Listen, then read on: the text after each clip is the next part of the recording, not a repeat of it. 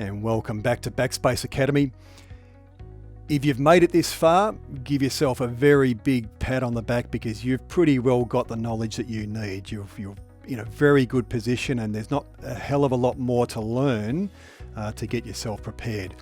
So this lab session is a huge one and it will really be quite demanding for you. It'll really call upon a lot of stuff, a lot of services. It'll talk a lot about VPC. You'll need to understand and remember all that subnetting stuff. Now this, you may look at it and say, well, we've got ECS. Why don't we just launch a Docker container on ECS? Why don't we just use Elastic Beanstalk? And sure enough, those automated deployment tools make life a lot easier.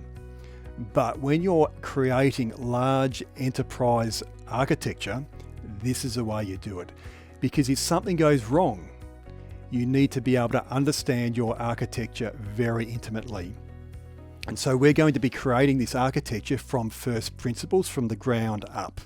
And that is what you will be tested on in a certification exam, no matter what certification stream you are doing. So you need to concentrate and you need to get this and get it well. And make sure that you follow the lab notes and go through and do it yourself. Because if you don't, you're going to be at risk of failing. This is a very important lab to do. So the first part will be creating a VPC. We're going to create public and private subnets.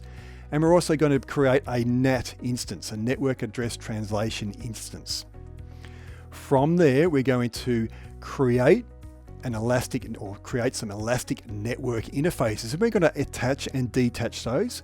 And then we're going to jump into creating subnets in a second availability zone to create high availability for us. And then the fourth part, we're going to get into creating an elastic load balancer. And if you're a developer, you might want to skip over at this stage, but certainly the first three parts of this lab, if you're a developer, you definitely need to do and you definitely need to understand. So part 4 is creating an elastic load balancer, and then we're going to integrate that in with an auto scaling group. Once we've done that, we're going to add a multi-availability zone RDS instance and a read replica underneath in another group below that auto-scaling group. So this is a very complex lab. Make sure you do it and make sure you understand every little detail of it because you need to know it for the exam quite intimately. Highly available and fault-tolerant architecture. Let's get into it.